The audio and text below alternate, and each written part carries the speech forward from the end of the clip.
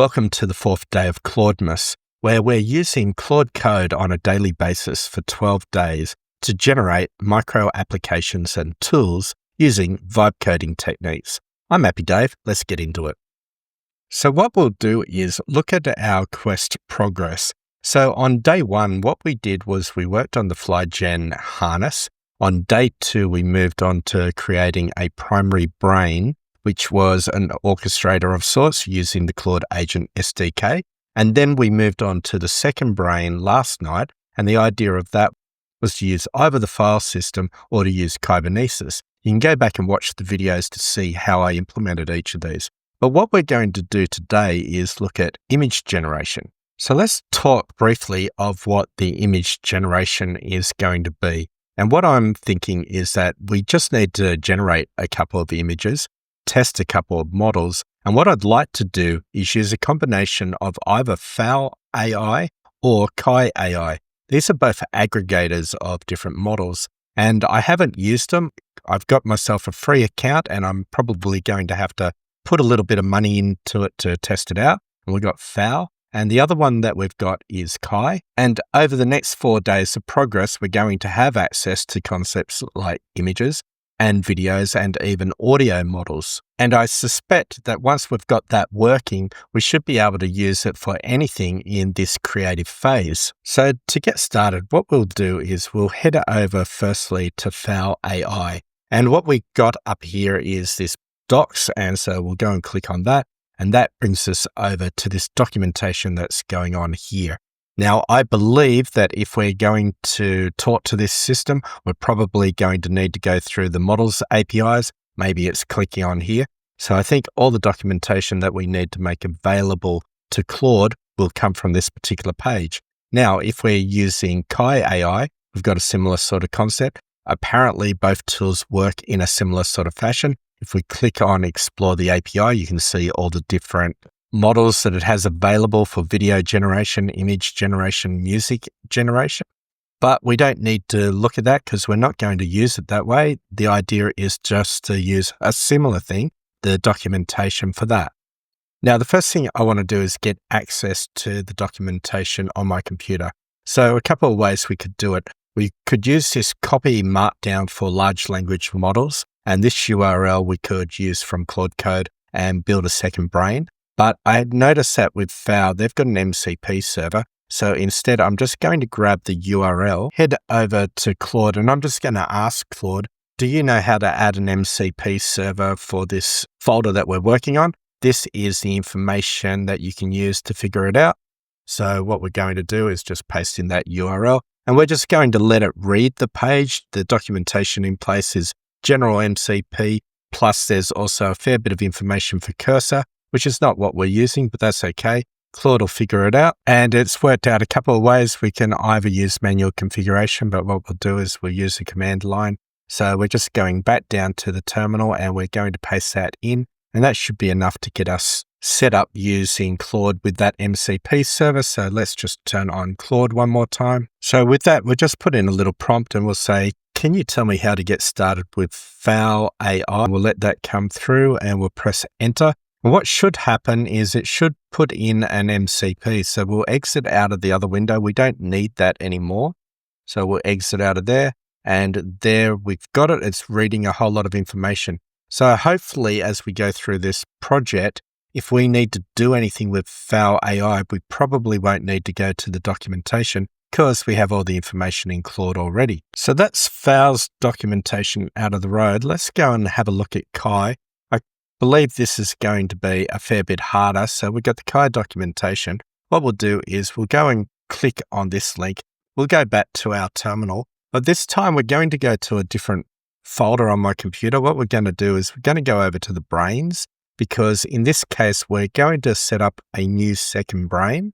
We'll just say, can you read any documentation we got about setting up a new second brain within this folder? And we'll pop that in. Now, I don't currently have a skill or a command around setting up new brains, so I don't do it all that often. But I do know there is a document for it. So we'll just pop that in there. And I'll just put in a little prompt to say, what I'd like you to do is set up a new second brain And what we'll do is we'll type it in directly. So KIE.AI. So we'll let it set up the brain on the computer. We'll come back to the documentation. I'm going to click on this again. We'll pop in over here and we'll just say, I'd like you to go and research this information I'm going to give you. You'll either fit it into the documents that you need or you'll build additional documents. We're trying to build a second brain. You are allowed to go deeper than where this documentation takes you.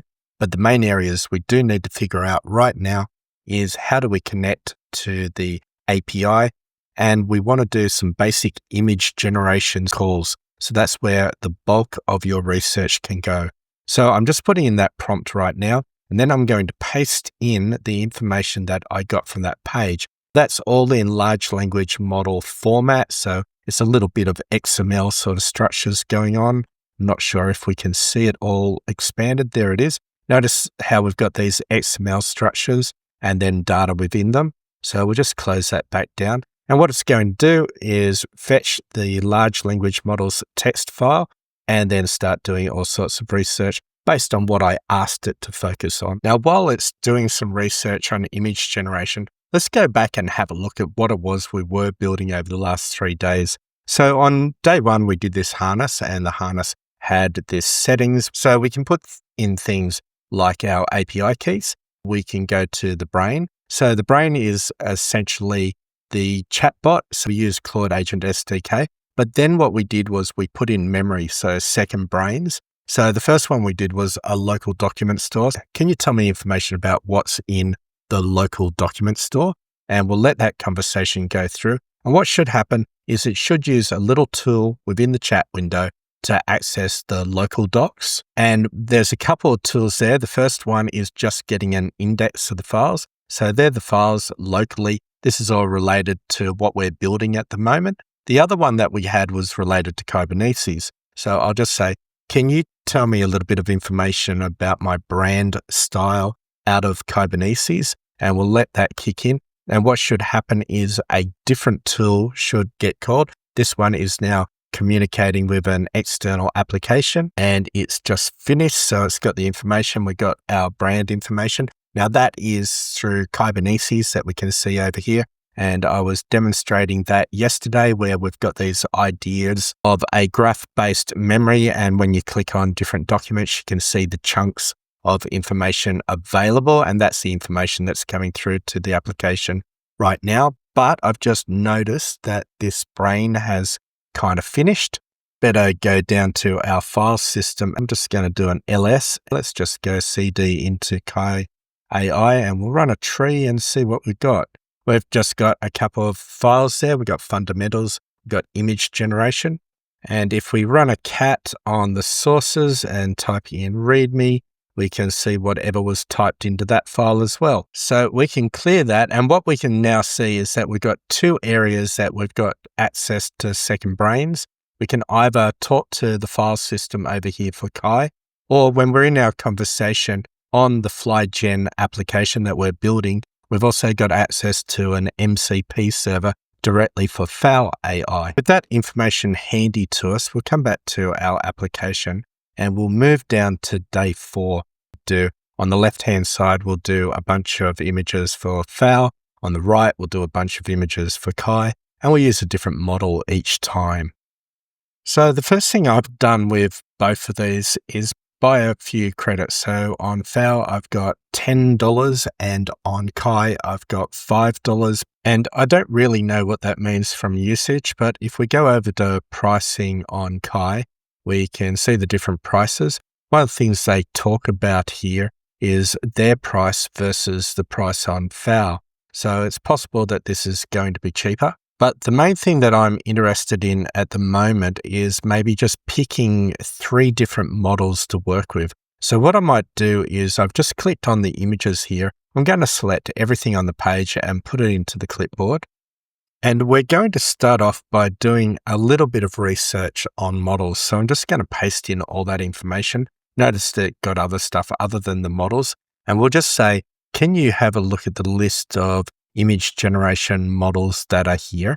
Can you rank them by popularity? What I'm looking for is either the best of class, maybe 3 of them, and middle of the range image generations.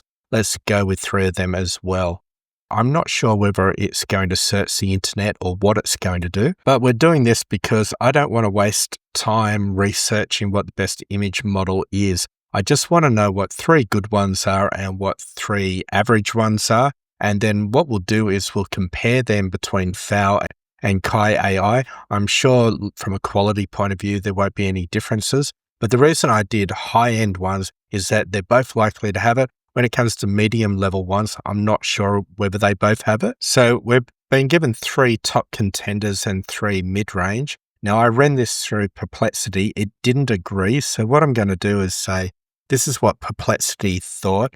What is your opinion? And do we have it available on KIE AI? So we're just putting in a little bit of extra information. And so what we're doing is using Perplexity's view of what the best image generators are. And we're just doing the search one more time. It could be that the pricing page that we were looking at just had a limited range. I thought it might have had the top contenders in there. And so I have worked out that part of the problem is just availability on these tools may not be the same as the best in class. But there's 6 that we could work with. We'll ask it one more question. Can you also check FAL AI and see if it has it available? Can you figure out what the costs are? So we're just going to run one more prompt and notice that this is a little easier because it can go directly to the API documentation using the MCP server. Also, when you're using Claude Code, some of the things to be mindful of or to identify is that at the moment we're seeing a little bit of a pattern here. This is the stuff coming through from the MCP server, but then we get into different tools. So here we've got the fetch tool, which is just reading from a URL, or we've got the web search tool, which is just doing that search query against a search engine. It looks like we've got a full list. We've even got some prices and winners. You know what's going to be cool? Not only that we do all the images that we see here, it looks like there's 6 of them from each of the 2, so we should get 12 images. But we should also work out the exact costs of each image that we generate. So I think what we'll do is we'll create 2 requirements at the same time. I'd like you to create a requirement that just tests that we can talk to both FAL AI and KIE AI. I think at the very least, we just need to have a little bit of code that runs and does a health check. Maybe it generates a really small image and we see the image coming back, because in the next requirement, we are going to do image generation.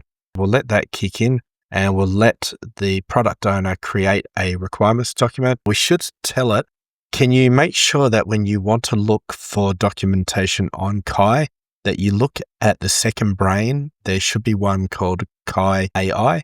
If you want to look for FAL, you can use the MCP. We'll just pop that in and hopefully that background task will pick up this piece of information. Looks like we're good to go. We've got a feature request called 07 API connectivity. What we'll also do is we'll go over to FAL. I've gone and generated a key for FAL, and we've go over to KIE AI, and I've done the same thing for that. And I've gone into VS Code. We rarely do that in this vibe coding sessions, but we're going to have a FAL API key and a KIE API key. Back to our terminal and let it know, can you update the documentation to be aware of 2 API keys? Paste them in like that. So we look good to go. We're going to open up a second Claude instance. This is where we're going to do the development. As soon as Claude loads, we're going to go straight into the progress command. Let's just bring some context into memory. Hopefully it's going to notice that we're on FR7. Once we know what the context is, what requirement we're going to work on, we'll go straight to the developer agent and then start developing. Now it's already filling in the idea, but we won't do that until we select dev. So we'll select dev first. We'll just say implement FR7. So the coding should kick in. I'm not sure what we're going to see, but of course, if we go back to where we all started, we're hoping that the implementation of the first check will probably be done on this page. Let's have a look at what the developer is doing right now. researching the APIs. We're going to create an image API client. We're going to do a health check on the endpoints. To be honest, I was a little surprised it had to research the API endpoints, because I was hoping that had been done during the requirement phase. When I'm using a more dedicated context engineering framework like the BMAD method, these sorts of things just fall into place. But we're vibe coding, so we kind of got to vibe it or roll with the punches as we go. So we can see here it's been writing a bit of code for us. It looks like it's also got some sort of visualization, though it's going to go out the console log. We can see here that it's adding it to day 4 image gen. That'll be the component. Oh, look at that. We've got something happening. So we've got an auth failure. Now, at the moment, it says it's waiting to test things. What we'll do is we'll press this button, see what it does. And it looks like everything's working. And one of the things that we did, but we don't need to test with it, is that we added in a lot of logging. And so if there had been an issue this time, we could have copied the logging up into the conversation window up here.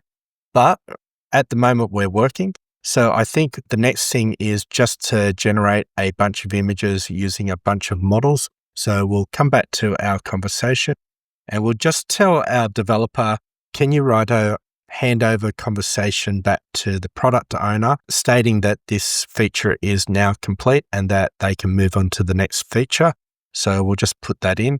So we're trying to gather up all the information that the developer knows about, make it available for the product owner, which is the conversation on the left here. So we're just going to copy the information here and paste it. So our change log and our backlog have been updated. What we can do is create a new requirement. So we'll say, can you come up with a requirement for an extension to this page? Maybe we should have tabs. On the first tab will be the work that you're about to put into this requirement. In the second tab would be the existing information that we had from FAL 07.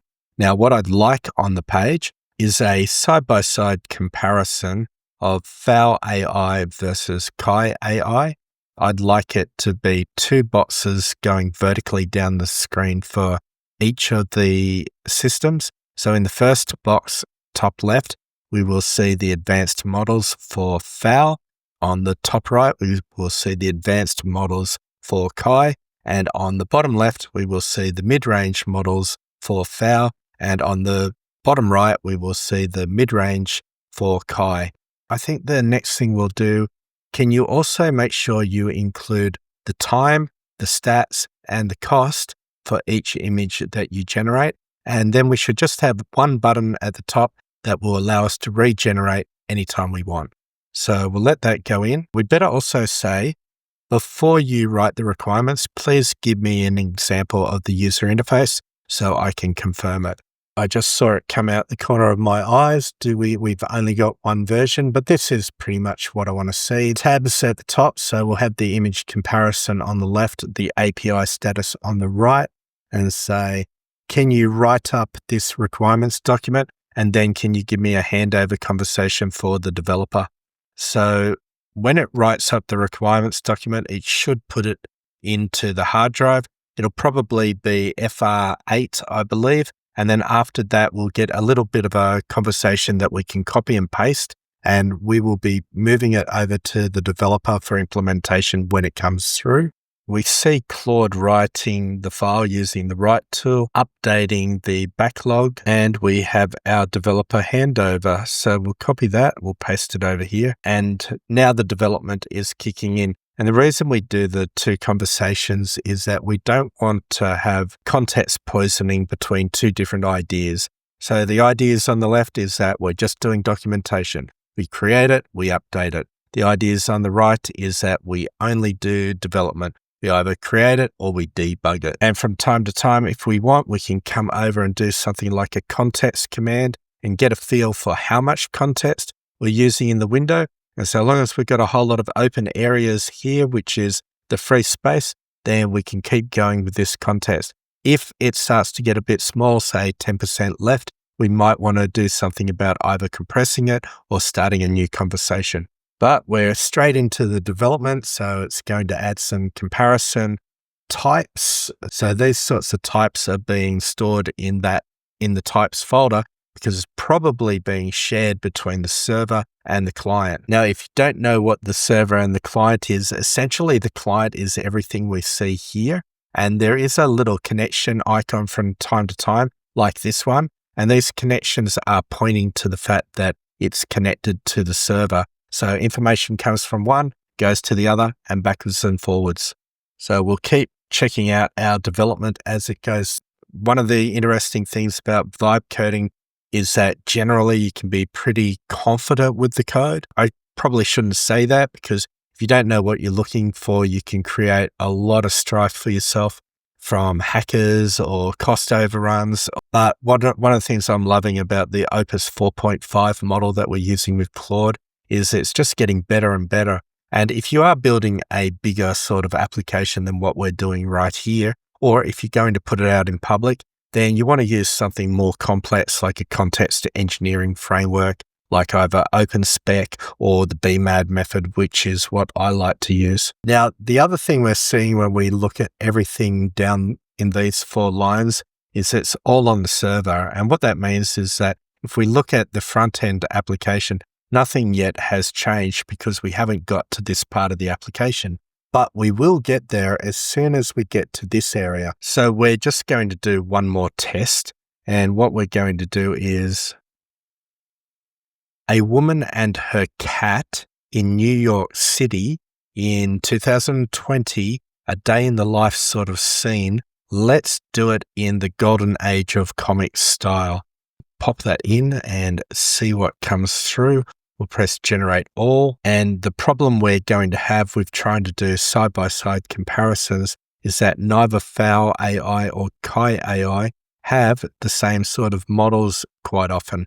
So the ones that we're doing are going to be the best that they have and the mid-range that they have, but they're not the same. So there we have it. It's looking really good. I'm going to end the video there. I'm Happy Dave, and that's day 4 of the 12 days of Claudemas, where we're vibe coding using Claude Code. And the whole idea is to build content creation tools. That's what I'm trying to do at the end of this. That's what the FlyGen application will be about. If you want to join my community, there should be a link in the description. Otherwise, like and subscribe. I'll see you in the next video.